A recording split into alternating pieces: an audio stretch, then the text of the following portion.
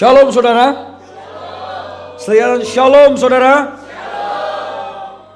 Bilang kiri kananmu, be joyful. Bilang kiri kananmu, bersukacitalah. Kamu harus tahu satu hal. Dan kamu harus ingat satu hal. Keadaan yang terburuk bagi manusia bisa dipakai Allah untuk mendatangkan kebaikan bagi kamu.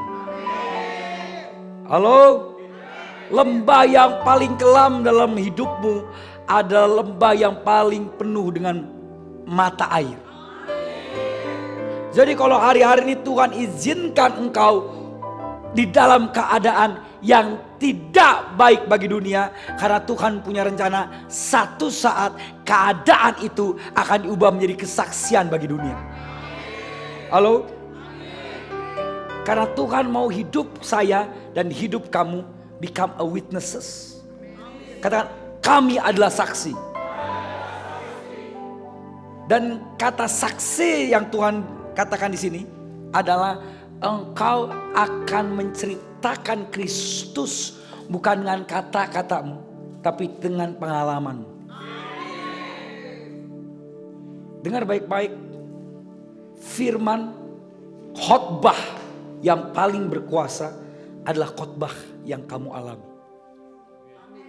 Karena khotbah itu bukan lagi dengan pengetahuanmu, tapi khotbah itu dengan pengalamanmu. You get something my word? Catat baik-baik yang saya mau ngomong hari ini.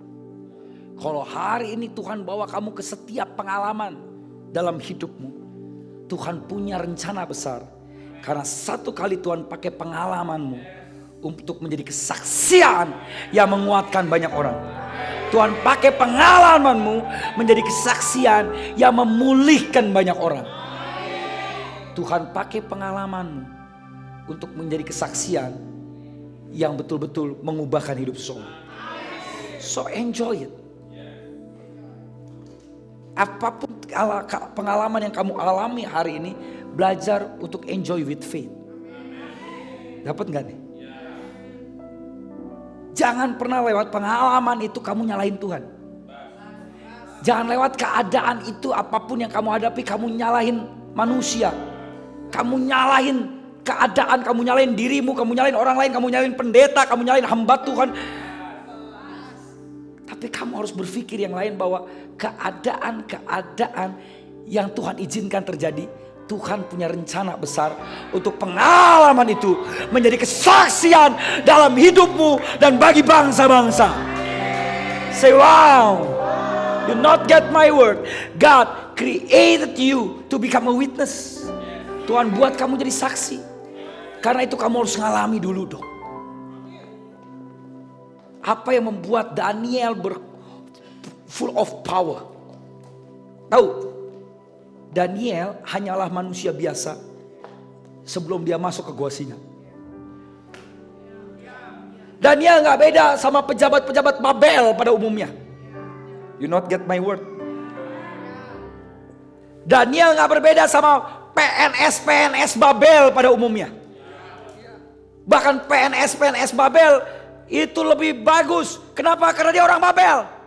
Sementara Daniel orang buangan. Tapi secara tiba-tiba, suddenly, Daniel orang buangan itu become spesial di negara orang lain. Kenapa? Karena Tuhan izinkan dia masuk dalam gua singa. Hei, emangnya Daniel tahu waktu dia mau masuk ke gua singa Tuhan akan selamatin dia?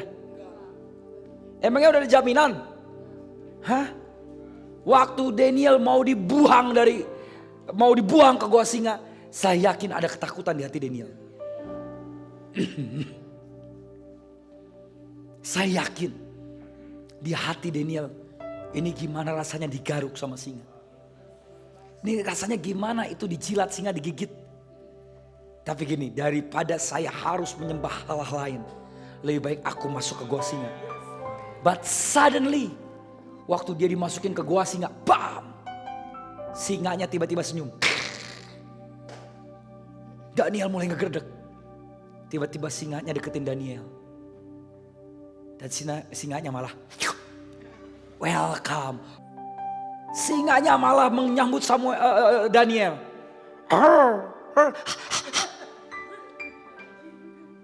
Itu di orang-orang yang di luar dengerin dia. Kok gak ada suara teriakan? Yang ada suara kayak main-main. Ya, heli. Ya. Waktu Daniel keluar, dia lihat ujung kepala sampai ujung kaki sama orang-orang. Tidak ada satu gores. Lu masuk kan ke gua singa? Masuk. Ada kan singanya? Ada. Cobain aja. Itu satu prajurit coba-coba giniin tangannya. Ternyata singanya ada benar. Yang berbeda, singanya tetap ada. Tuhan gak ngilangin singanya. Yang berbeda adalah ketika Daniel masuk, Tuhan ada bersama Daniel. Singanya gak hilang, Tuhannya yang ada bersama Daniel. Masalahmu gak hilang, persoalanmu gak hilang, singa-singa dalam hidupmu gak hilang. Tapi gak usah khawatir, walaupun singa itu gak hilang, Tuhan ada bersamamu. Sehingga singa yang ganas menjadi singa yang paling cute. Dan semenjak saat itu, Daniel keluar menjadi manusia yang berbeda. Orang mulai bergosip tentang Daniel. Ini orang Bukek Xiangsu. Tahu Bukek Xiangsu? Ini anak setengah dewa. Kenapa dia bisa jadi anak setengah dewa? Itu singa diajak main sama dia. Itu digigit, orang lain digigit sampai buntung. Dia biasa aja, anak dewa. Daniel mulai saat itu menjadi famous. Setiap dia lewat, orang-orang minta selfie sama dia. Why? Karena Daniel ngalami Tuhan. Bukan di istana, tapi di goa singa. Kalau hari ini God allow you go to the den. Kalau Tuhan hari ini izinkan engkau seolah-olah dilempar ke gua singa. Supaya apa? Supaya promosi terjadi. Supaya kesaksian itu diceritakan. Supaya pengalamanmu mengubah hidupmu. Mari berikan tepuk tangan buat Tuhan Yesus. Saudara, kita masih di bulan Sivan dan kita masih mempelajari tentang Shavuot.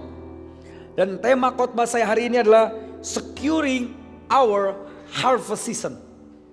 Tema khotbah saya hari ini adalah mengamankan tuaian raya kita. Mengamankan panen raya kita. Jangan sampai panen yang harusnya dituai dicuri oleh iblis.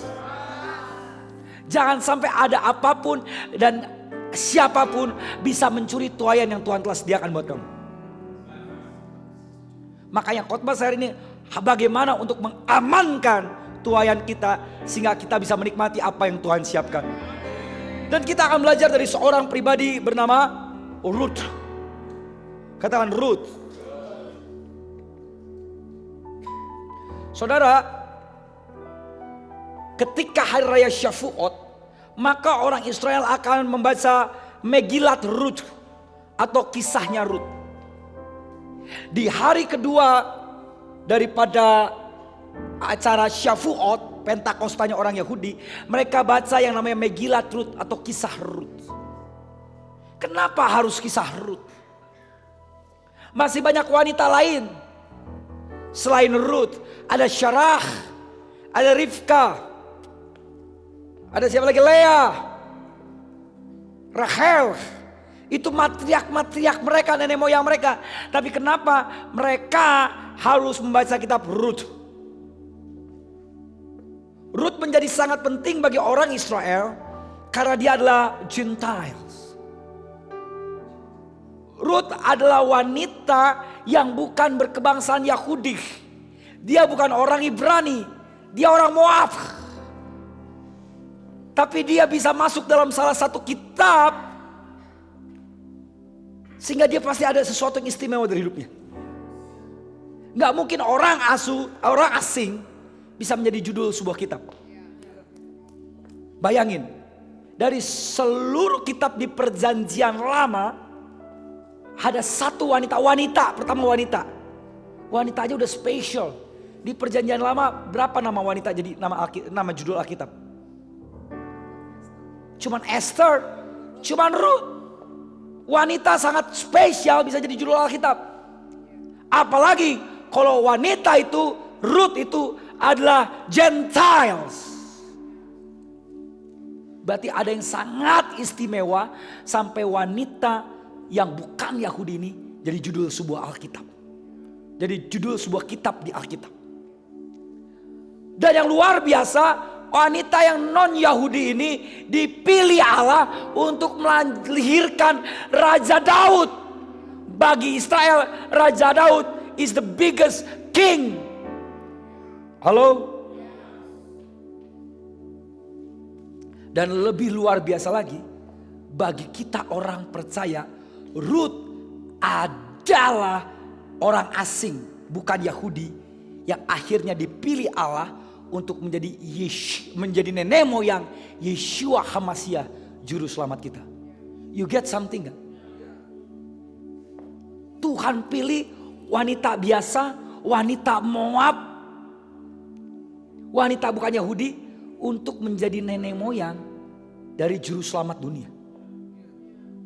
Berarti gini, ada sesuatu yang istimewa dari wanita ini. Halo? Dia bukan nenek moyang sembarangan. Dia nenek moyang raja terbesar bangsa Israel, David. Dan dia nenek moyang daripada Yeshua Tuhan kita. Gak mungkin dia wanita biasa aja bisa masuk. Ada kriteria yang Ruth punya. Kok gak ada amin? Syafuot dalam perjanjian baru adalah bagaimana Roh Kudus dicurahkan sehingga 3.000 jiwa diselamatkan. Maka itu terkoneksi dengan kitab Ruth. Halo? Maka karena Roh Kudus adalah roh adopsi, kita yang tadinya bukan keturunan Abraham, kita menjadi anak-anak Abraham.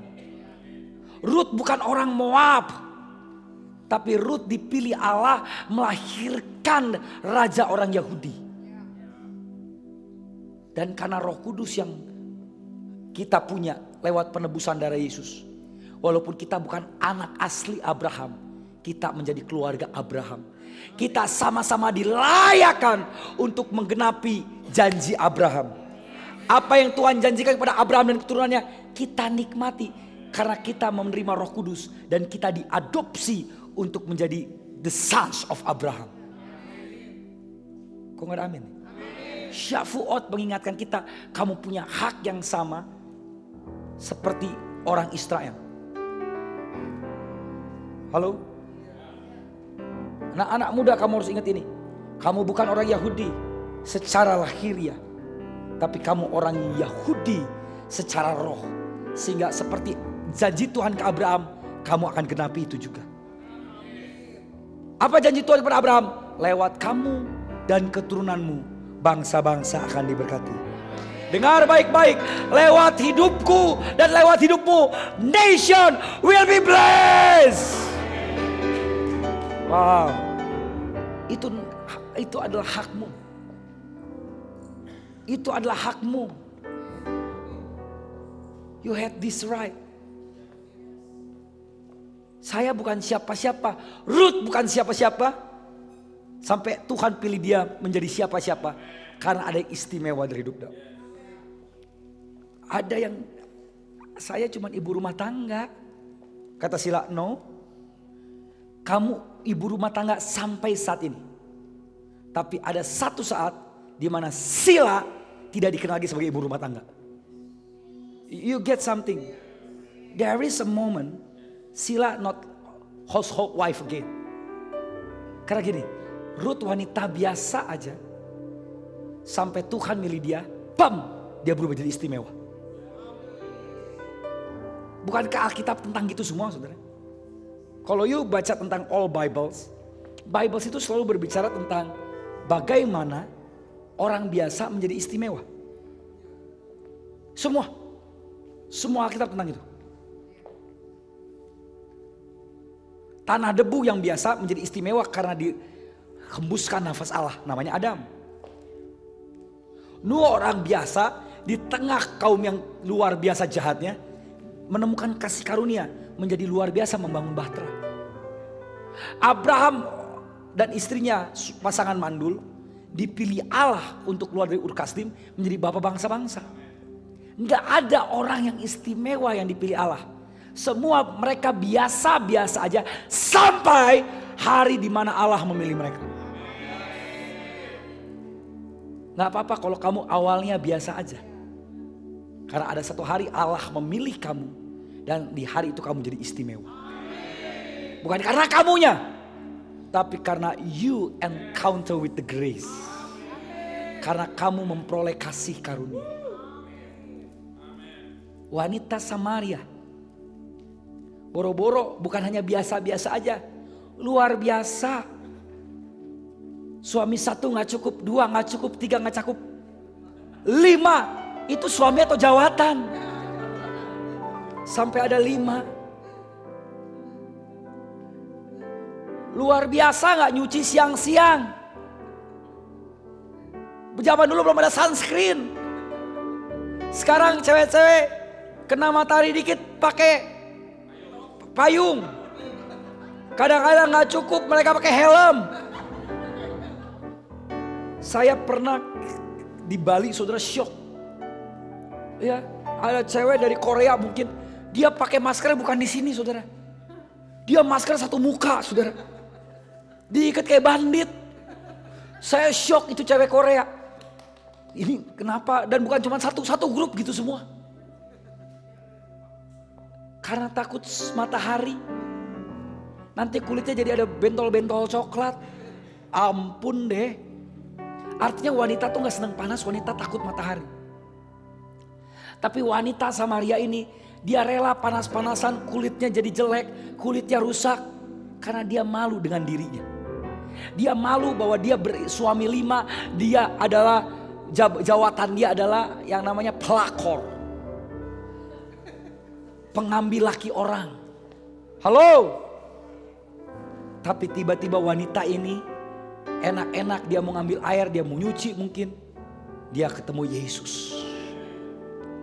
Dan wanita Samaria ini semenjak dia bertemu dengan kasih karunia, encounter with the grace, wanita penzinah ini berubah menjadi penyembah yang bawa revival di satu kampungnya. Saya gak peduli sebiasa-biasanya kamu. Saya gak peduli itu. Saya gak peduli sebiasa-biasanya saya. Bahkan walaupun kita orang yang paling hina, kasih karunia bisa mengubahkan kita menjadi mulia. Grace, when you encounter with grace, you are become glorious.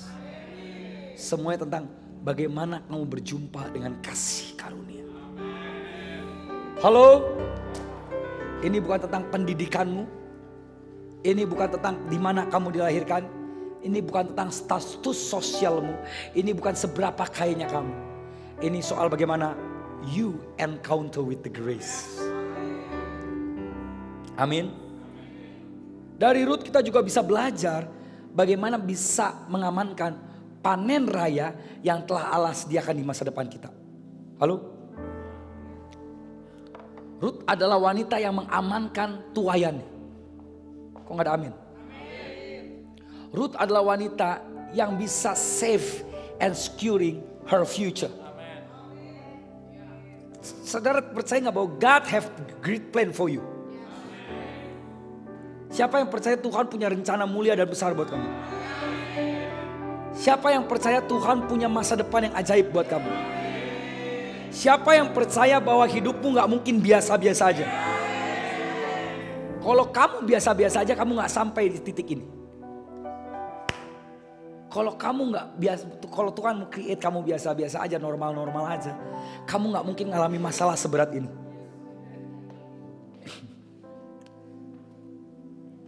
Kalau kamu ngalami masalah seberat ini, karena masa depan kamu jauh lebih indah dari masalah kamu.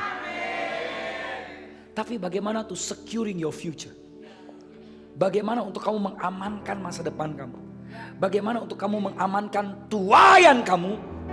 Itu yang menjadi penting. Yang pertama saudara, kita akan pelajari poin pertama untuk kamu mengamankan masa depan kamu, belajar dari keluarga Elimelek. Elimelek dan keluarga adalah orang Bethlehem. Bethlehem artinya rumah roti. Tapi ada satu masa di mana Tuhan izinkan ketika rumah roti tidak memiliki roti. Halo? Di sanalah identitas dan iman kita diuji. Karena ketika krisis datang, maka iman yang teruji harusnya menjadi eksis. Tetapi Elimelek yang artinya Tuhan adalah raja, memilih untuk ke Moab, bukan hanya hijrah, tetapi tinggal tetap di sana. Halo? Elimelek arti namanya adalah God is my king.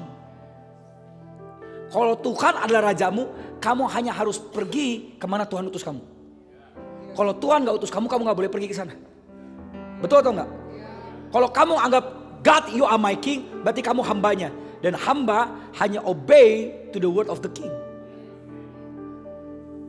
Tiba-tiba saudara, Tuhan bawa Elimelek di Bethlehem, di rumah roti. Artinya Bethlehem itu penuh kelimpahan, penuh roti. Tapi Tuhan juga izinkan satu masa di Bethlehem terjadi kekeringan. Halo? Terjadi satu masa di Bethlehem kelaparan. There is no bread to be eat. Tuhan harus izinkan kamu sampai kepada krisis. Dengar baik-baik yang saya mau ngomong. Faith gak diuji ketika kamu kaya. Faith gak diuji ketika mujizat terjadi. Faith gak diuji ketika kesuksesan. Faith be exist when a crisis. Kamu gak bisa kamu ngomong I have faith, aku setia, aku taat, aku benar. Kalau kamu gak pernah ngalami masa sulit, masa krisis. Elimelek, Tuhan harus uji namanya. Betul kamu menganggap aku raja, so masuk krisis. Jangan pernah menghindari krisis. Yang kamu hindari adalah kehilangan iman di saat krisis.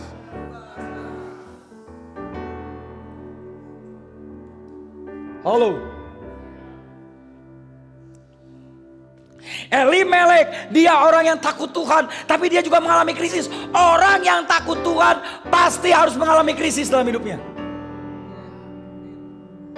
Kalau ada hamba Tuhan yang ngomong ikut Yesus gak pernah ada masalah, something wrong. Wong Tuhannya juga Tuhan Yesus saja menghadapi masalah kok di kayu salib. Dari 12 muridnya siapa yang gak punya masalah? 12 orang bermasalah, ikut Yesus tambah punya masalah. Akhirnya dia jadi emasnya Allah. Halo? Salahnya apa? Elimelek ketika menghadapi krisis, dia gak bertahan. Dan tidak ada pernah tulisannya, maka Elimelek berdoa bertanya Tuhan, Tuhan apakah aku harus keluar dari Bethlehem? Tuhan, engkau rajaku, perintahkan aku, Bethlehem lagi krisis. Enggak. Elimelek gak dengar-dengaran sama Tuhan. Elimelek kehilangan imannya. Dan Elimelek meninggalkan rajanya karena kelaparan. Elimelek pergi ke Moab bukan for holiday, tapi dia stay. Mungkin kalau dia cuma holiday Tuhan gak hukum dia. Halo? Kadang-kadang kita perlu holiday dari tempat peperangan kita, tapi bukan stay. Elimelek memilih stay karena dia lost the faith. Poin pertama adalah kalau kamu mau mengamankan tuayan kamu, you must have unshakable faith. Kamu harus punya iman yang tidak tergoyahkan.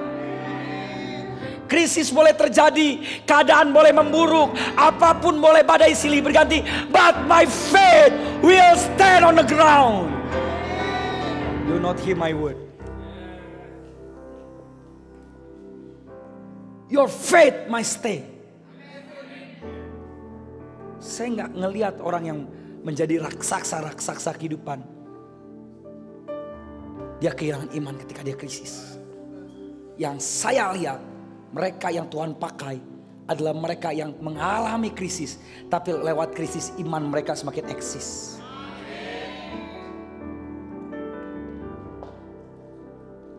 Kalau hari ini kalian menghadapi Bethlehem yang sedang kelaparan.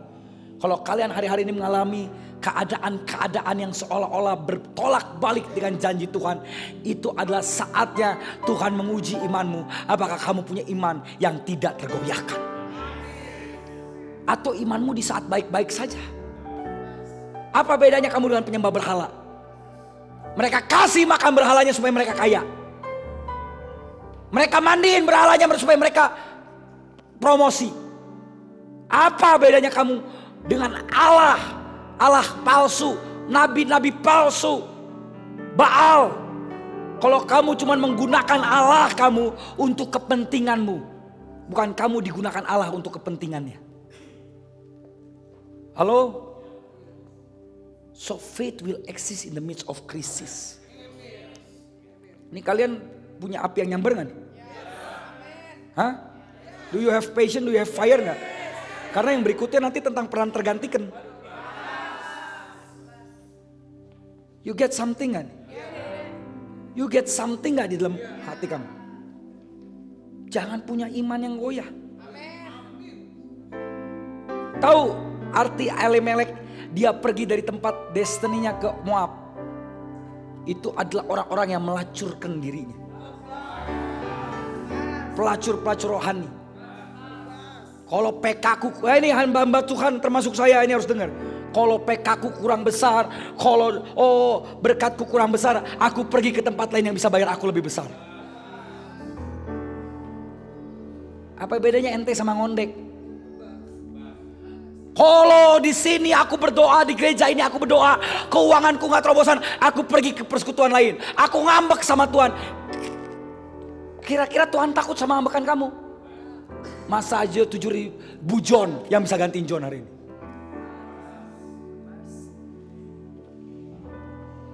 Masih ada 7.000 Elsa yang bisa gantiin Elsa detik ini.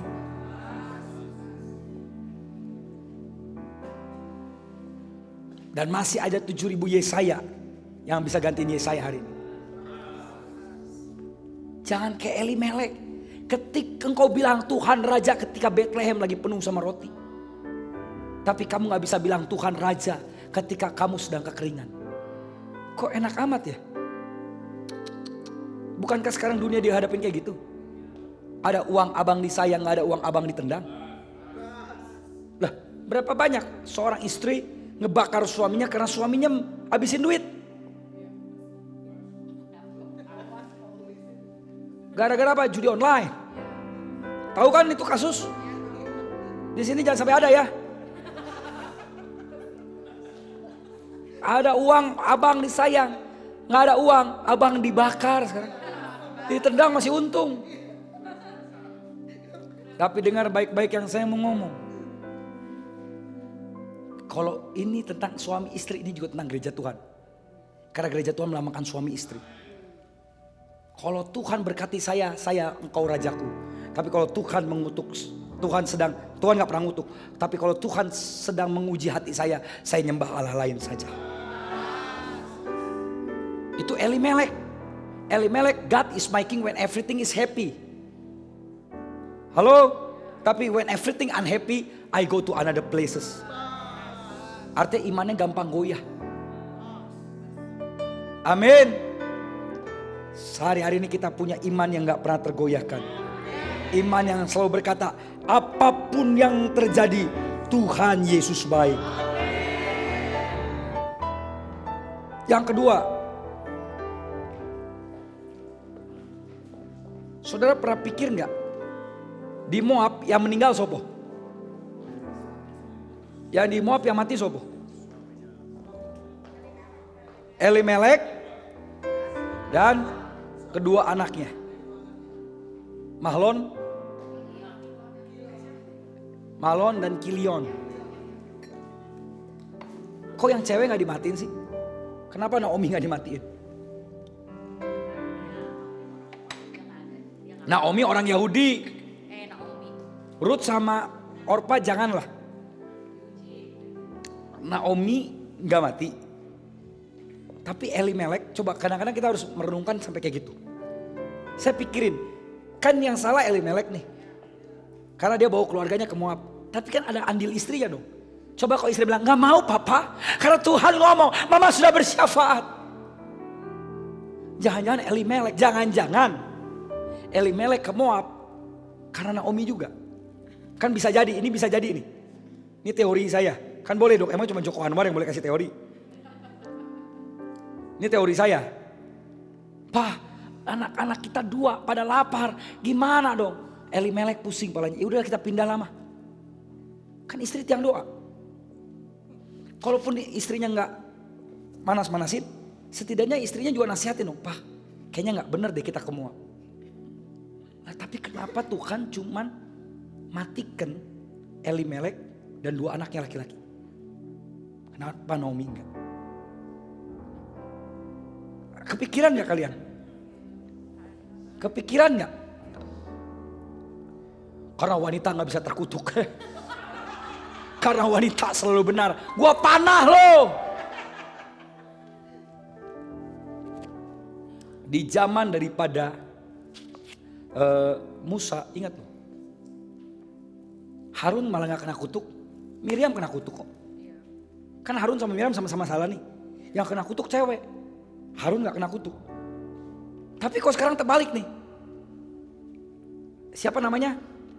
Elimelek. Kalau memang pergi ke Moab itu keputusan Elimelek, kenapa kena juga kedua anak laki-lakinya gak tahu apa-apa yang cuma dibawa? Kenapa Naomi gak kena? Ada yang tahu gak ini Tuhan lagi mau bicara apa sih? Pernah ngerenungin gitu gak saudara? Tuhan tiba-tiba ngomong gini, karena di zaman itu laki-laki yang bekerja, wanita gak bekerja. Kok diam? Tapi masih mencerna, kenapa laki-laki kerja dimatiin? Ya dong, apa salahnya seorang pria bekerja daripada pria nganggur, jadi beban wanita?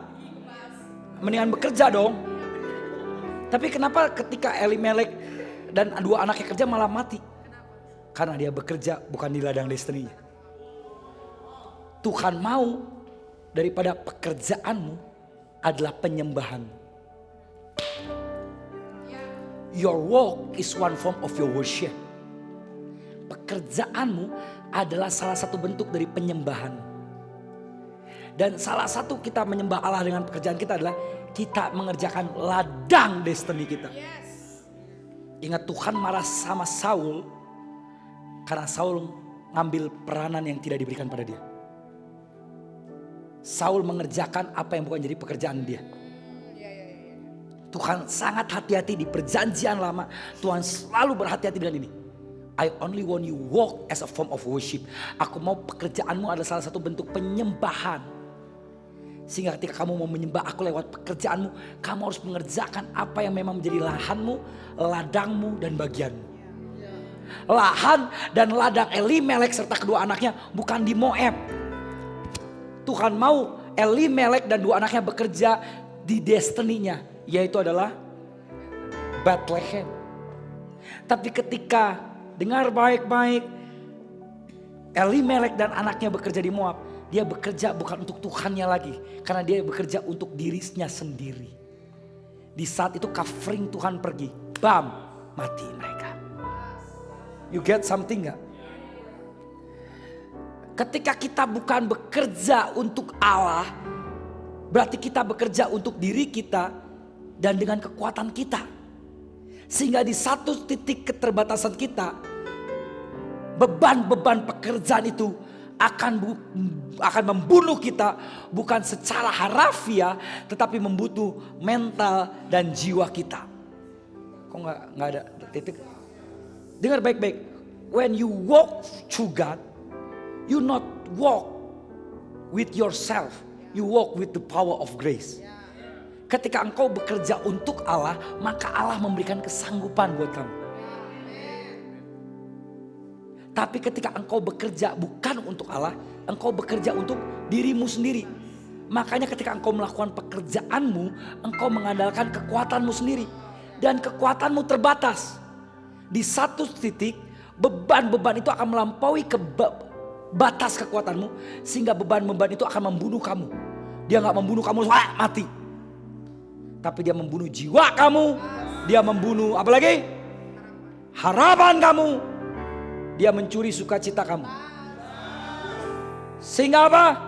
Sehingga you lost your joy. Berapa banyak orang bekerja gak bersukacita? Pak Nugroho sekarang bersukacita gak sama kerjaannya? Happy gak Pak? Karena dia bekerja bukan buat gereja, bukan buat saya. Dia anggap pekerjaannya buat Allah. Allah yang memberikan kemampuan. Kalau hari-hari ini hidupmu banyak beban, marah-marah melulu, gak bersukacita, ngelihat istri maunya dicekek. Karena gini, kamu gak mengerjakan destiny kamu. Kalau kamu mengerjakan destiny kamu 7 tahun kayak 7 hari. Enggak, aduh pusing deh. Kan harus jadi nyiapin ini, kan jadi harus nyiapin itu. Kan harus begini, kan harus begitu. Nah, you do everything with a happy. Karena kamu melakukannya buat Tuhan. Dengar baik-baik, pekerjaan adalah salah satu bentuk penyembahan. Penyembahan bukan kamu cuma nyanyi haleluya. Enggak cuman itu. Penyembahan enggak cuman kamu tepuk tangan. Penyembahan enggak cuman kamu berbahasa roh. Salah satu bentuk penyembahan adalah ketika engkau bekerja dan pekerjaan kamu abdikan untuk menyenangkan Dia. Kamu kerjanya apa? Kamu kerjanya apa? Usaha buka masak. Kalau kamu masak dengan senang hati, kamu masak supaya orang-orang yang makan makanan kamu sehat dan bisa kenal Tuhan, kamu sedang menyembah Dia. Tapi kalau kamu udah masak, sabar lah gue mah, gitu yang gak jadi di blessing kamu. Apapun yang kamu kerjakan yang masak dengan hati untuk Allah. Kalau kamu masaknya untuk Allah, wah enak bener pasti. Pas orang makan, heavenly taste. I'm see the angels. Wow, the river of Eden. Karena dia bisa feel waktu kamu masak. Coba, karena masak itu pekerjaan yang berat loh. Hey, engkau yang para tukang masak, bersyukur Tuhan kasih karunia itu. Karena kalau salah itu hubungannya sama pisau, sama api, sama gas. Sama minyak panas. Saya tuh masak saya pernah masak kepiting. Bener. Kan kepiting tuh yang enak tuh harus kepiting jantan itu ada ujungnya begini di belakangnya nih. Itu yang tinggal digini pakai pisau. Dia mati. Udah gitu buka cangkangnya, kamu sikatin tuh. Nyik pakai sikat giginya harus baru ya, jangan pakai sikat gigi bekas.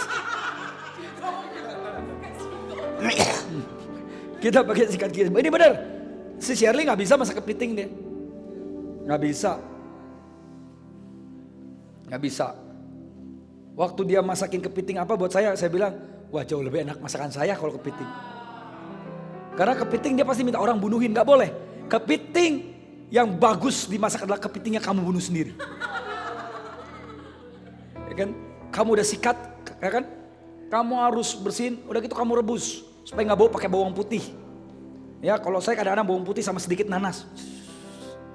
Baru kamu goreng lagi di bumbunya, misalnya mau saus padang.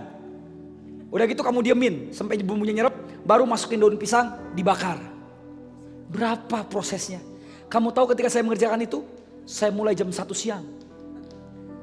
Kepitingnya jadi jam setengah 11 malam.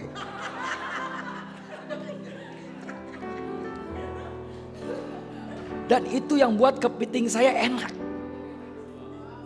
Kenapa? Karena orang udah pada lapar. Jadi pas makan pasti enak. Lapar is kunci. Saya mau ngomong apa saudara, engkau yang kerjaannya masak itu berat. Belum pas masukin ikan yang berair ke dalam minyak.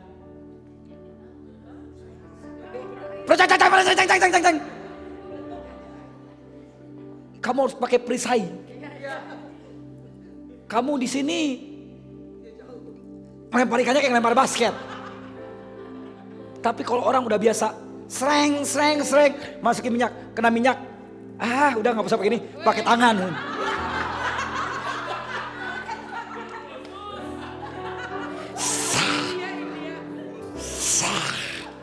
Nih ikannya jadi nih, pak gitu. Saya ngebunuh kepiting aja merasa bersalah sampai sekarang. Tapi orang yang udah biasa masak ikan dibunuh gak pakai pisau, dipukul gini, pak, masukin. You get something gak maksud saya? Tak, karena itu juga orang-orang di dapur gampang marah. Contoh chef-chef kenapa galak-galak. Makan apa ini? Lempar ke tong sampah. Ini udangnya apa sih? Lempar ke tong sampah. Ini ada rambut kan saya botak. You get something. Kenapa chef pada galak-galak? Karena di dapur itu gak ada happiness. Berat. Dalam 1 jam, 15 menit lagi. Sementara tuh ayam masih Tapi kalau kamu bisa buat pas kamu masak itu untuk Tuhan. Mau ada suara 15 menit lagi. Itu ayam sayapnya masih begini-begini saudara. Kamu gak peduli. Kamu akan masak dengan enjoy. Karena kamu tahu masakmu bukan hanya untuk kenyangin orang. Tapi masakmu is one form of worship. Aku masak bukan hanya untuk dikasih dijual. Aku masak sebagai satu cara aku menyembah Dia. Jadi ketika kamu masak ya sambil nyanyi. Yang kedua, untuk mengamankan tuayan kamu, your walk is worship. Kamu harus bekerja untuk menyembah Dia. Amin. Jangan ada yang bekerja marah-marah. Pendoa tapi marah-marah. Ayo doa semuanya, ayo. Kalau dia masuk neraka, ya ampun.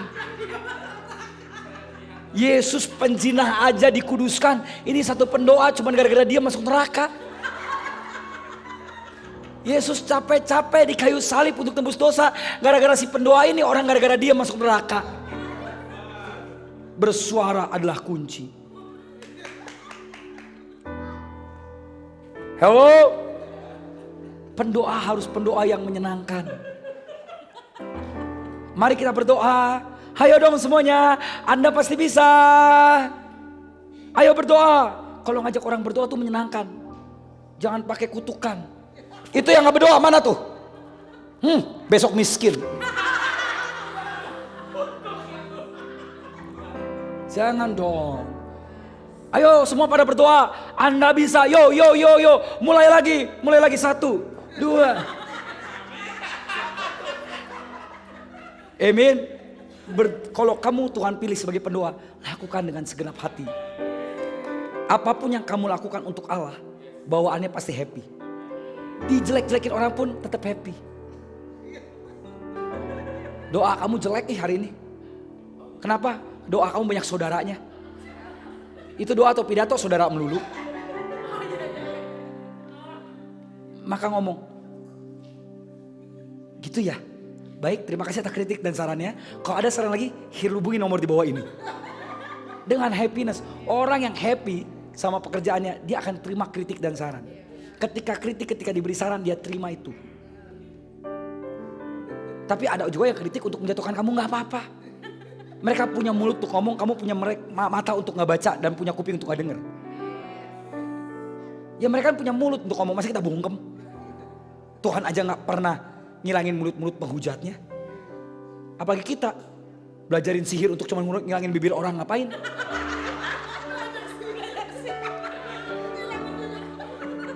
Mereka dikasih Tuhan mulut dan mereka pakai untuk mulut mereka untuk apa? Itu hak mereka. Tapi kita dikasih mata dan telinga, kita pakai dengan sebaik-baiknya untuk melihat dan mendengar yang bahaya-bahaya. Amin. Pekerjaanmu adalah penyembahan. Yang ketiga saudara, ini serem juga ini. Gimana Tuhan mau kita kembali ke masa depan. Naomi mendengar bagaimana Allah mengembalikan roti ke rumah roti. Naomi mendengar bagaimana Tuhan memulihkan keadaan Bethlehem. Sehingga Naomi pengen kembali ke tanah destininya. Di tengah jalan ada peristiwa yang memberikan kita pelajaran. Yaitu dimana ketika Orpa kembali ke Moab, tetapi Ruth tetap memilih Naomi. Halo? Itulah covenant. Saya jelasin dulu. Ketika Naomi sudah kehilangan suami dan anak-anaknya, dia menjanda. Naomi mendengar sebuah kabar bahwa Tuhan memulihkan Bethlehem. Tuhan mengembalikan roti ke rumah roti. Nyesel gak tuh? Nyesel lah. Udah capek-capek mau ke Moab, bukannya kaya malah kehilangan suami. Naomi menyesal gak? Tahu dari mana? Jangan panggil aku Naomi. Panggil aku Mara. One form of penyesalan adalah kamu menghujat dirimu sendiri. Kamu mengutak diri sendirimu sendiri. Aku bukan Naomi lagi. Tidak ada pleasant, tidak ada kebahagiaan dalam hidupku. Karena aku sekarang Mara, wanita yang pahit. Tapi puji Tuhan di dalam penyesalannya Naomi gak kayak Yudas. Keren loh ini. Berapa banyak orang menyesal dan kalah dalam penyesalan. Puncak dari penyesalan adalah bunuh diri. Yudas kenapa bunuh diri? Karena gak bisa bunuh orang, bukan. Yudas. Ketawa, kamu benar saya kan. Yudas bunuh diri karena dia nyesel. Antara dua, dia nyesel jual Yesus atau 30 dinar terlalu murah, 30 perak terlalu murah. Ya kan Yudas bukan kamu. Yudas. Karena Yudas menyesal, Yudas bunuh diri. Petrus nyesel gak? Tahu dari mana Petrus nyesel? Dia menangis. Tapi akhirnya Petrus gak bunuh diri. Dia bunuh egoisnya. Dan dia jadi hamba Allah. Naomi juga hal yang sama. Ada satu masa kita bodoh. Gak mungkin orang tuh hidupnya kudus-kudus amat. Lu kira lu Holy Mary?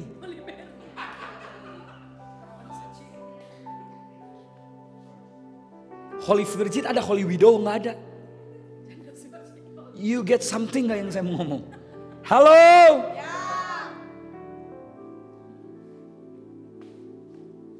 Naomi nyesel karena kebodohannya dia tinggalin Bethlehem.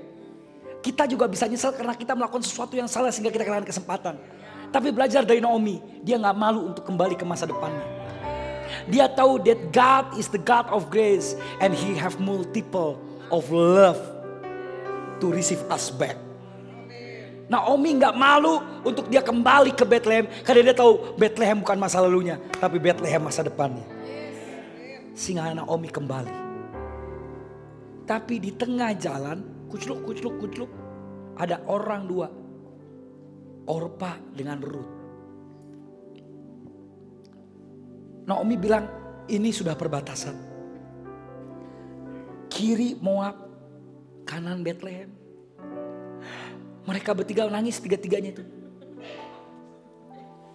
Iya nangis. Yang sebelahnya pada ikutan. Ngeliatin. Kesiannya tiga cewek ini. Sebelahnya lagi ngomong. Kenapa sih? Coba di Indonesia. Langsung masuk lambe turah. Tiga cewek nangis di perbatasan Moab. Udah gitu di komen ada bilang. Klik tombol gak peduli. Halo. Mereka nangis nih. Bertiga nih. Tiba-tiba Naomi mengeluarkan sebuah kata-kata yang bagus. Kamu ini udah gak punya kewajiban untuk jaga aku. Kita ini udah tiga-tiganya trio janda. Kita sudah sama-sama kehilangan suami. Kamu ngapain ikut aku? Kamu gak punya masa depan. Kalau aku kembali ke Bethlehem, itu tanah lahirku. Kalau kamu, itu enakan di Moab dong. Orpa sama Ruth pas bilang, enggak Naomi, mama aku masih mau ikut kamu. Sampai Naomi berkata gini, coba kamu pikirlah berdua. Walaupun aku punya suami, aku hamil lagi seorang anak, gak mungkin itu anak sekecil itu dinikahin sama nenek-nenek kayak kamu. Kamu harus nunggu berapa lama dalam kejandaan. Mendingan kamu pulang cari suami lagi. Orpa langsung berpikir, iya juga ya. Gak ada alasan untuk aku ikut si ibu Naomi ini. Karena aku akan lama jadi janda. Maka Orpa peluk Naomi. Mama, mertuaku sampai di sini. Semoga kamu sehat-sehat aja. Aku pamit. Pergilah Orpa. Tapi Ruth, kamu gak ada alasan. Masa kamu nikah sama anak 3 tahun? Halo? Kencing aja masih dipempes. Halo? Pulang, ikut Orpa. Tapi Ruth bilang, tidak. Sekali-sekali tidak. Sebab mulai hari ini aku bersabda. Aku bersumpah. Ini keren nih. Tuhanmulah Tuhan. Ruth ngomong gitu loh ke Naomi. Bangsamulah. Kemana kamu pergi? Di situ aku berada. Dan di mana kamu dikuburkan, di situ aku dikuburkan. Covenant terjadi. Mulai saat itu Ruth not Moabite. Ruth bukan Moab secara daging. Ruth menjadi Israel secara roh. Because covenant. Ternyata apa sih arti covenant, saudara? Covenant yang kita miliki adalah lewat iman. Covenant bukan karena kekuatan kita. Covenant bukan karena kecerdasan kita. Covenant gak bisa dibeli. Covenant cuma lewat iman. Dan dengar, covenant gak bisa ditebus dengan percaya. Karena iman dan percaya itu beda. Pak Nugroho percaya gak in UC 1000? Kok bisa percaya Pak? Ada tulisannya. Dia percaya karena dia bisa ngeliat ini. Percaya butuh alasan. Iman adalah percaya walaupun kamu gak punya alasan untuk percaya. Apa beda faith dan belief? Belief adalah you are believe because you have reason. Tapi faith, you still believe even you don't have reason to believe. Covenant bukan untuk dipercayai. Covenant untuk diimani. Dan iman adalah engkau tetap percaya walaupun gak ada alasan engkau percaya. Ruth tetap percaya walaupun gak ada alasan untuk Ruth percaya. Keren gak? Siapa yang mau kembali ke masa depan? Jalan kembali ke masa depan adalah dengan recovenant. Dan untuk kamu bisa recovenant, kamu harus beriman. Imani setiap janji Tuhan. Bahwa janjinya pasti digenapi. Walaupun kamu gak punya alasan untuk kamu percaya, kamu tetap percaya. Apa? Bahwa janjinya pasti digenapi. Masih punya iman gak Pak? Gak ada alasan loh Pak. Bapak udah tua sekarang. Keadaan gak baik-baik aja. Tetap beriman gak Pak? Iman gak butuh alasan. Iman hanya punya satu alasan. Apa alasannya? Allah yang berjanji. Allah yang pasti menggenapi. Kok gak ada amin sih? Kok gak ada yang semangat sih? Kalau Tuhan ngomong ke Pak John, kamu akan memberi makan bangsa-bangsa Pak John. You will feed the nations. Gak peduli setua apapun umurmu. Gak peduli apapun keadaanmu. Tuhan pasti buktikan itu. Kok gak ada amin yang keras?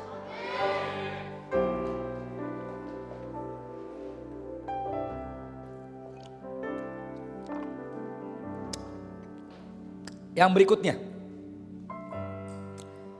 Siapa yang sangat diberkati dengan kitab Rut ini? Siapa yang percaya kamu akan seperti Rut yang istimewa? Ada yang percaya gak? Kamu akan jadi WBB. BWBB. Bukan wanita biasa-biasa. BWBB. Bukan wanita biasa-biasa. Jangan ikutin film ya. Betina-betina penyembah iblis. Ada filmnya di Netflix. Kenapa kok film begitu-gitu ya? Wanita pengabdi setan. Enggak, kalau kita BWBB. Bukan wanita biasa-biasa. Karena kalian wanita istimewa. Amin. Kenapa wanita identik dengan yang serem-serem?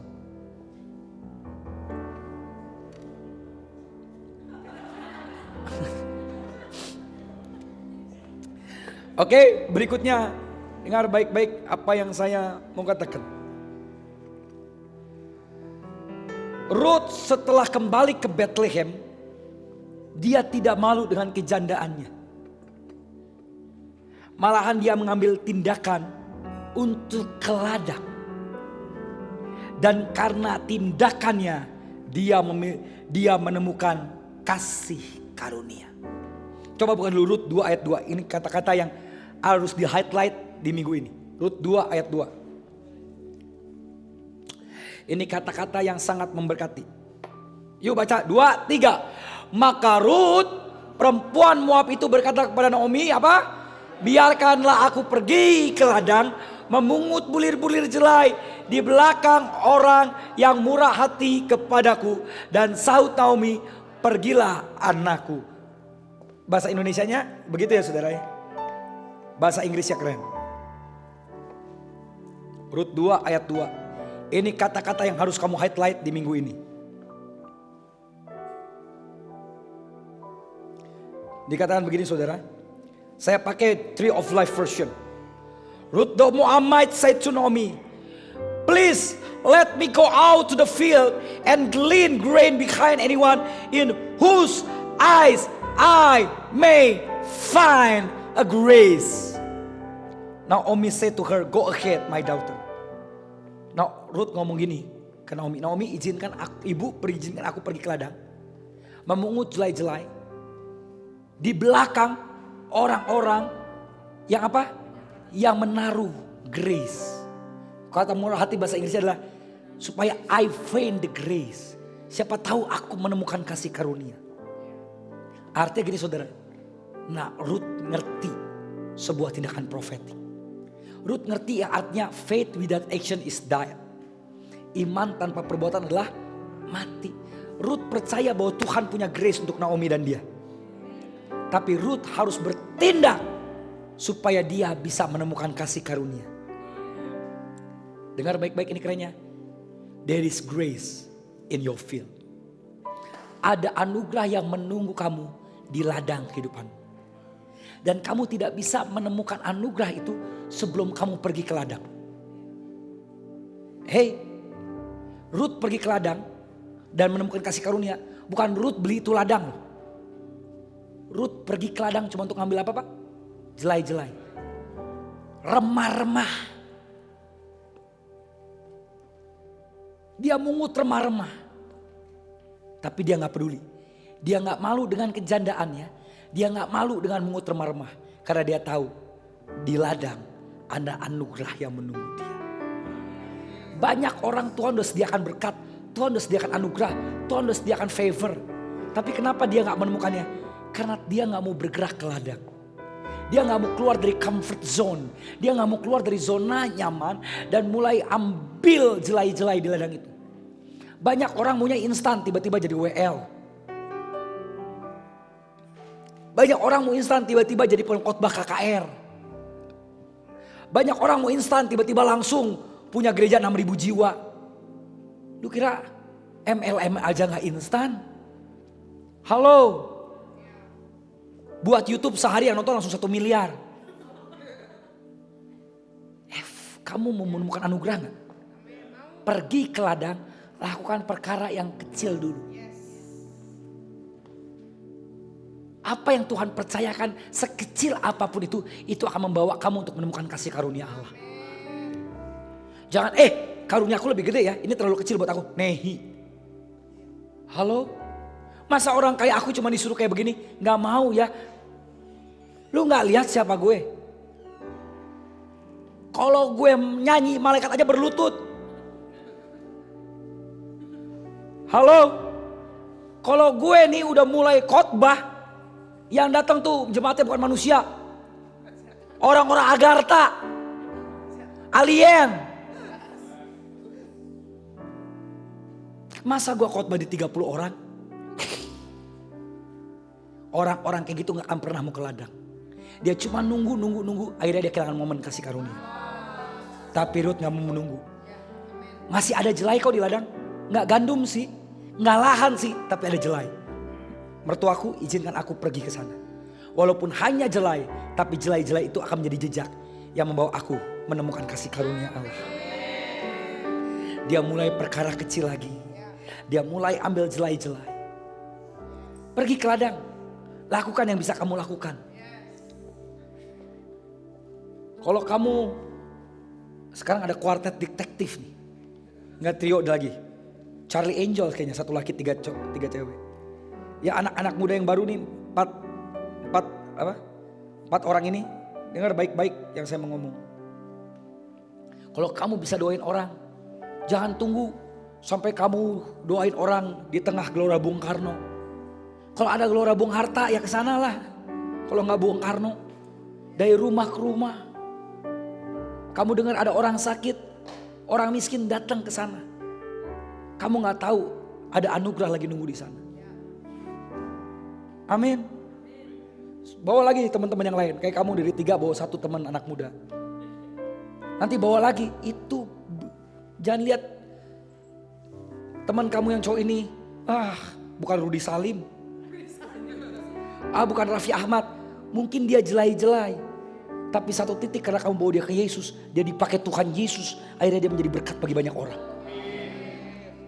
Kamu bawa lagi mungkin teman kamu udah cewek, badung, bawel, so cantik, kamu seupai, bawa dia juga gak apa-apa.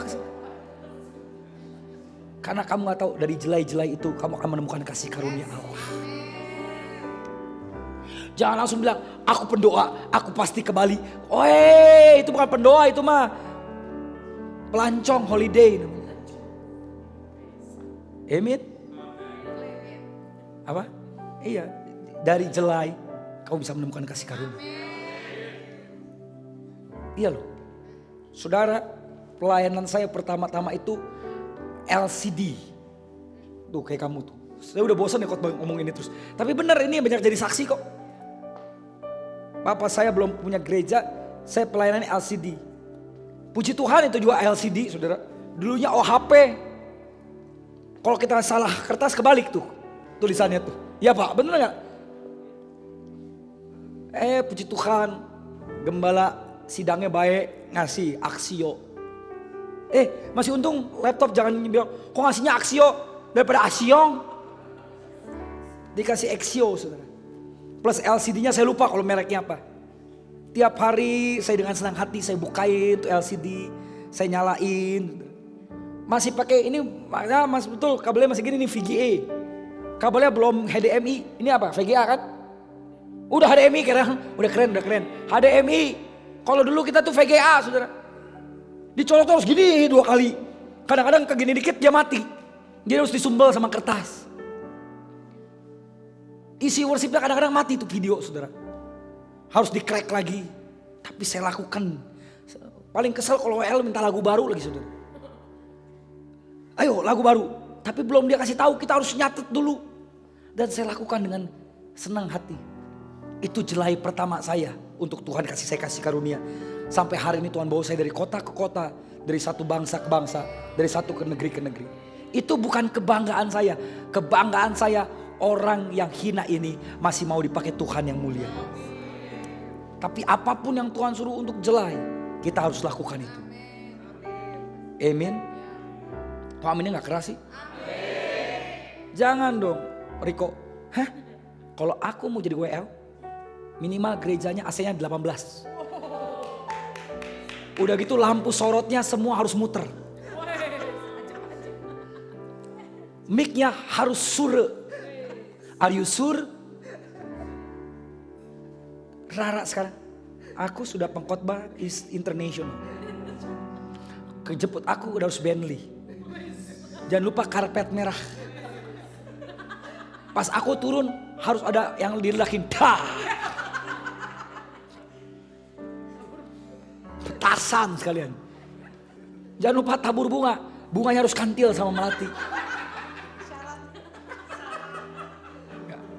Belajar dari Ruth. Find grace in field. Anak muda, anak-anak di rumah doa Elim. Belajar menemukan kasih karunia. Disuruh angkatin ember, senang aja. Kamu gak tahu itu adalah ember yang akan membawa kamu kepada kasih karunia Allah. Halo? Kamu disuruh bantuin motong kangkung, potong dengan senang hati. Kamu gak tahu potongan keberapa akan menemukan kamu dengan kasih karunia Allah. Karena Allah melihat kamu lewat proses setia pada perkara kecil. Amin yang keras. Berikutnya saudara, di satu titik Naomi meminta Rut untuk menghampiri Boaz. Karena Naomi tahu bahwa Boaz adalah keluarga dari Elimelek yang sesuai hukum Taurat dia adalah Goel. Apa arti Goel? Dia bisa menjadi penebus. Dan bukan hanya Naomi suruh mendekati, Naomi juga memberikan strategi kepada Rut. Dia kasih waktu yang tepat agar Rut bisa mendapat perkenanan Boaz. Apa arti pengertian di sini? Naomi lewat pengalaman pahitnya, Naomi lewat setiap penyesalannya, Naomi menjadi the woman of strategy. Kok gak ada amin sih? Katakan the woman of strategy. Kamu harus banyak belajar dari masa lalu. Amin. Saya sangat banyak belajar dari masa lalu. Dan saya ngajarin orang dari masa lalu hidup saya. Supaya orang gak melakukan kebodohan yang sama dengan saya. Kok gak amin sih? Dan ternyata Naomi juga wanita yang hebat seperti itu. Dia belajar dari kehilangan Elimelek. Dia belajar dari proses dia ninggalin Moab. Dia belajar dari kehilangan anaknya. Dia belajar dari segala hidup, segala proses. Sehingga Naomi bukan jadi wanita biasa. Naomi menjadi wanita of strategy. Naomi belajar hukum Taurat. Dan Naomi ketemu bahwa Elimelek itu keluarga dia. Bahwa Boaz adalah keluarga Elimelek. Di mana di hukum Taurat ada Goel. Bahwa keluarga daripada orang yang meninggal bisa menjadi penebus. Untuk menghidupi masa depannya. Tapi bukan hanya Naomi tahu bahwa Boaz adalah Goel. Naomi punya strategi untuk Rut harus menghampiri Boaz. Dan pada saat yang tepat. Naomi bilang malam ini biasanya Boaz datang tuh untuk ngecek ladang. Pas dia tidur, kamu tidur di sebelahnya. Naomi secara tiba-tiba dia punya hikmat untuk punya strategi waktu, tempat dan orang yang tepat. Kok gak ada amin? Hei para wanita, kalau di hari-hari ini kamu mengalami pengalaman-pengalaman yang buruk, jadikan pengalaman-pengalaman itu untuk hikmat buat kamu punya strategi-strategi yang hebat. Apapun yang terjadi di belakangmu itu hanya mengajari kamu how to have strategy. Kamu belum ada yang kayak Naomi kan? Kehilangan suami dan anak-anaknya. Seburuk apapun pengalaman seorang wanita, pengalaman yang paling menyakitkan bagi seorang wanita adalah kehilangan anaknya. It's true. Anak kehilangan ayah ibu disebutnya yatim piatu. Tapi ibu kehilangan anaknya gak ada sebutannya. Karena terlalu sakit sehingga gak ada sebutan yang pantas untuk menggambarkan sakitnya. Naomi mengalami itu. Suami yang dia cintai metong, 2 anaknya metong semua. Begitu sakit hatinya Naomi. Mungkin Naomi juga makan penyesalannya. Coba waktu itu gue nasehatin, kita gak usah ke Moab. Mungkin gue gak ngeliat suami dan anak-anak gue mati. Mungkin Naomi ngomong, saya ini pembunuh suami dan anak-anak saya. Tapi dia gak berhenti sampai menyesal. Dia belajar dari masa lalunya, dia belajar dari penyesalannya. Dan dia menemukan hikmat untuk strategi akan masa depan. Percuma cuma nyesel-nyesel. Claudia nyesel. Gitu loncat. Yang ada nyesel lagi rumahnya rubuh. Sila nyesel. Akhirnya makan, ngopi terus. Bangun tidur. Lu kira Mbak Surip? Tahu cara menyesal yang paling baik adalah apa? Penyesalan yang paling sempurna adalah kamu belajar dari penyesalan kamu. Pelajarin kesalahan-kesalahan kamu di masa lalu. Bertobat dan berobat. Bertobat udah belum? Udah. Sekarang kita berobat. Arti berobat setiap hari minta Tuhan sembuhkan. Cara berobat gimana? Pelajari semua kesalahan kita. Jadiin itu hikmat. Amin. Bilang kiri kanan, ada hikmat di dalam penyesalan. Karena banyak orang mati dalam penyesalan. Saya gak mau. Saya boleh menyesal, tapi saya gak mau mati dan hidup dalam penyesalan. Karena saya pakai penyesalan menjadi sebuah jalan mendapat hikmat yang ilahi. Amin. Bohong di sini nggak ada yang pernah nyesel. Bohong. Mungkin ada yang nyesel. Coba waktu gue ditembak sama yang itu gue terimanya dia. Udah tinggi, putih, cakep, pinter, kaya. Sekarang gue dapetnya Teletubbies.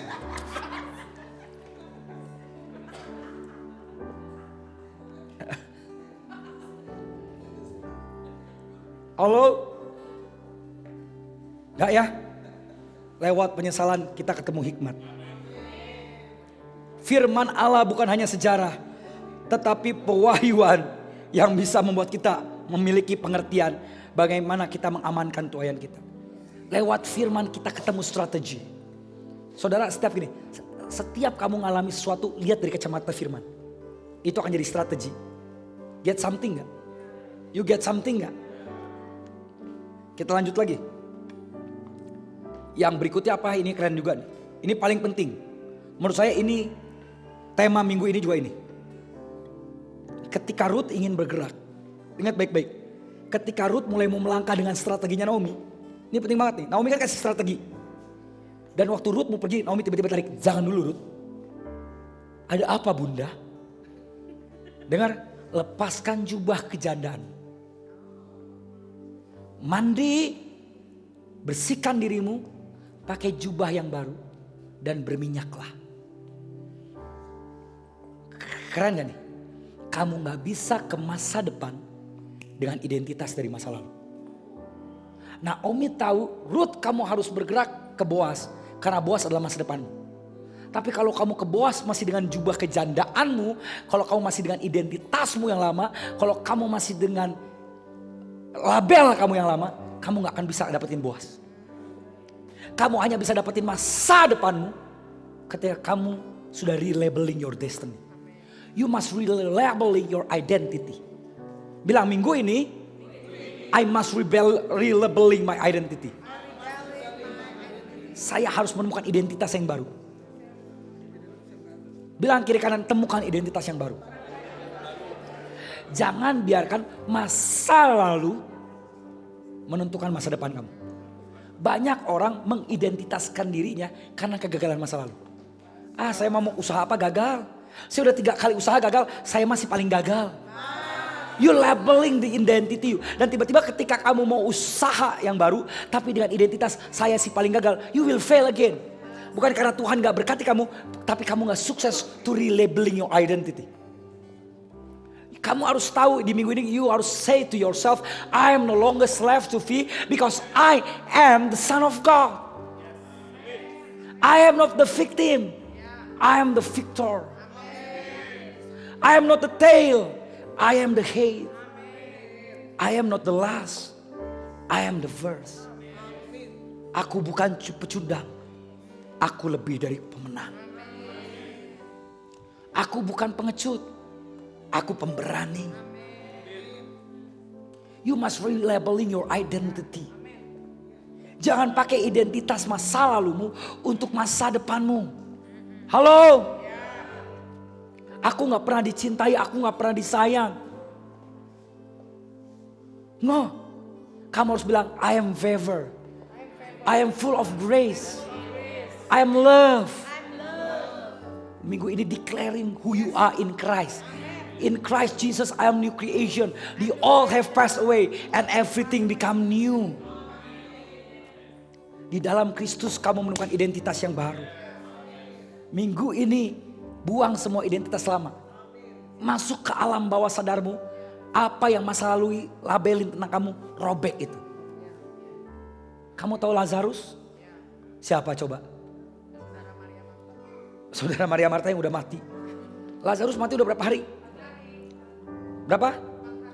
Dimasukin kemana sama dia? Kubur batu kan? Udah gitu Yesus ngomong apa? Bangun, keluar. Waktu dibuka goanya Lazarus keluar gak? Selesai belum? Apa yang kurang? Apa? Kalau ya Lazarus mati bangkit, keluar dari goa didiemin, 3 jam lagi dia mati. Kebekap kain kafan. Setelah Yesus bangkitin Lazarus, ada tugas murid-muridnya Yesus dan ada tugas daripada Maria Marta. Tugas Yesus membangkitkan Lazarus. Tugas murid-murid Yesus dan Marta adalah merobek kafan itu. Supaya Lazarus bisa merobek kematiannya dan hidup dalam kebangkitannya. Ada kafan-kafan yang kamu bawa. Yesus Kristus sudah mati bagi kamu. Dan lewat kebangkitannya dia membangkitkan kamu. Tapi kadang-kadang kamu lupa lepasin kafan-kafan itu.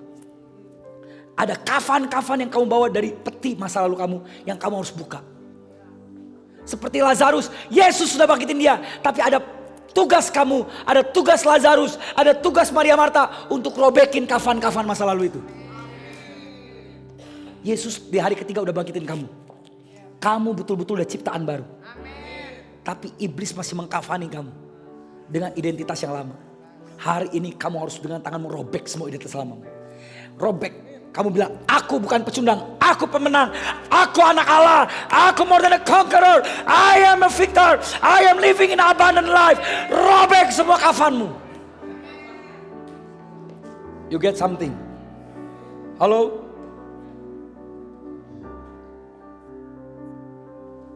Kunci terakhir. Halo? Ini kunci terakhir. But is important thing. Siapa yang mau hidupnya kayak Rut? Tuhan ubah dia dari janda Moab menjadi nenek moyang rajanya raja. Rut itu hebat loh. Rahimnya para raja. Rajanya Israel lahir dari Rut namanya. Rajanya dunia lahir dari Rut namanya Yeshua. Artinya keren ya.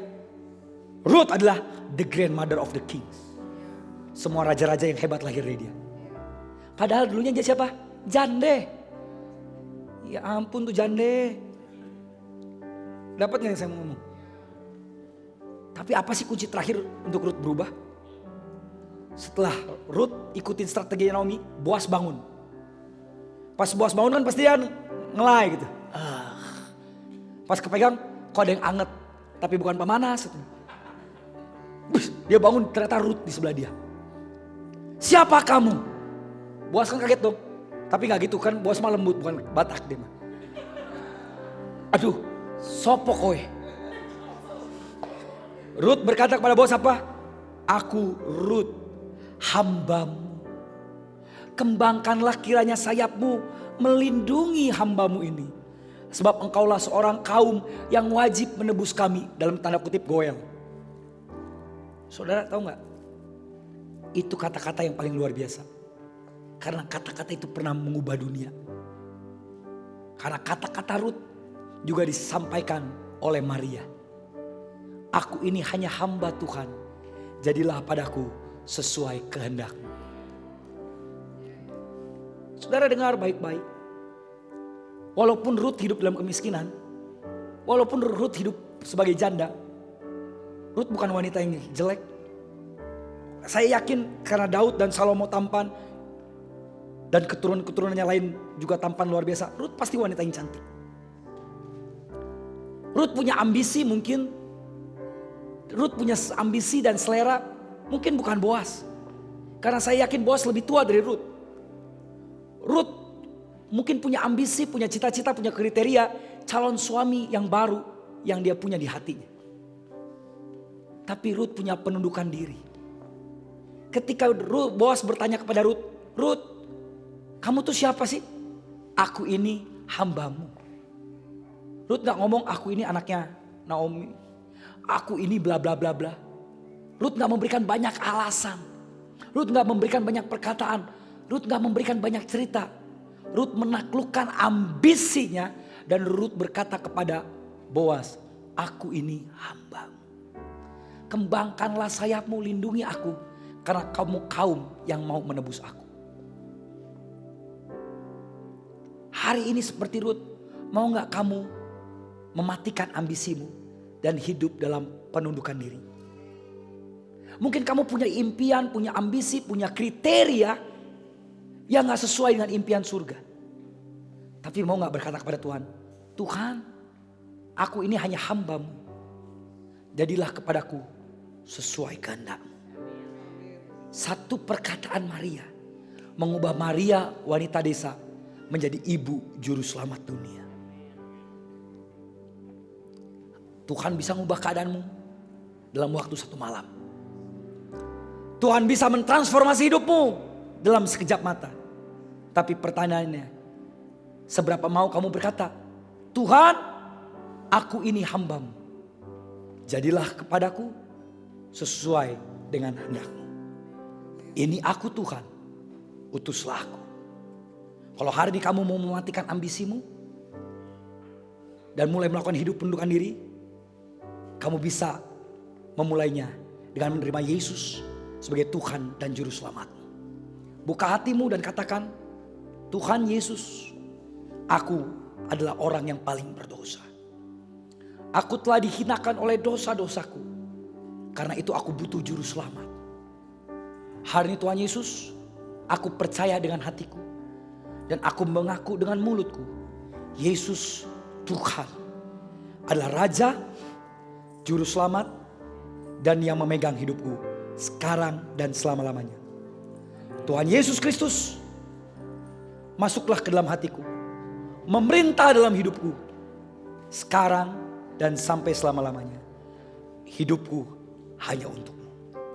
Aku ini hanya hamba-Mu Tuhan Yesus. Jadilah kepadaku sesuai dengan kehendak-Mu. Terima kasih Tuhan Yesus. Haleluya.